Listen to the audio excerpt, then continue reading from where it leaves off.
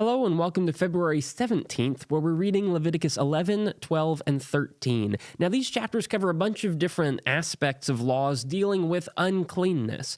Not really sin, but uncleanness. There is a difference between sin and moral evil versus uncleanness and some natural things that just happen in life that make you not as holy as you could be. Both of those separate you from God, and so God recommends you stay away from uncleanness, and here's how to do it. But it's not quite sin. It's an odd distinction that I'm not the clearest on, but I'm trying to say it as best I know how. Uncleanness is this barrier that prohibits us from acting in total righteousness and cleanliness and purity.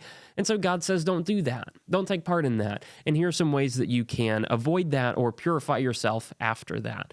If you want more specifics for each of those chapters, well, chapter 11 deals with food laws primarily, talking about what is clean to eat and not clean to eat. In some ways, this has to do with health. In some ways, the unclean animals are actually just physically not very healthy for you, or if you prepare them in the wrong way, they're potentially poisonous and very disastrous for you. And so God might be practically helping his people through that. But more than that, it's just kind of emphasizing that there's a distinction between what is holy and what is not.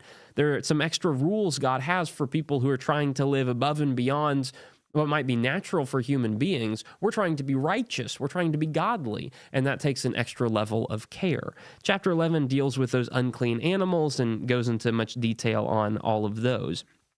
Chapter 12 deals with childbirth, again, a natural part of life, just like eating.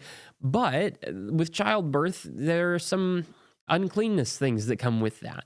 It's a natural process, but by some definitions, it's not the most clean and sanitary and thing. It's not the most wonderful thing. Having seen it now, I understand at least a little bit of that. So there's some purification you need. It's good for you to do it, but there's also some purification you need after that. Natural things in life, hey, sometimes they are impure, and you need to fix yourself. You need to offer a sacrifice to make up for those things. Chapter 13 is pretty much the same way. Skin diseases, whether something serious like full-blown leprosy or something little like eczema, skin diseases, skin imperfections, impurities, those need to be accounted for.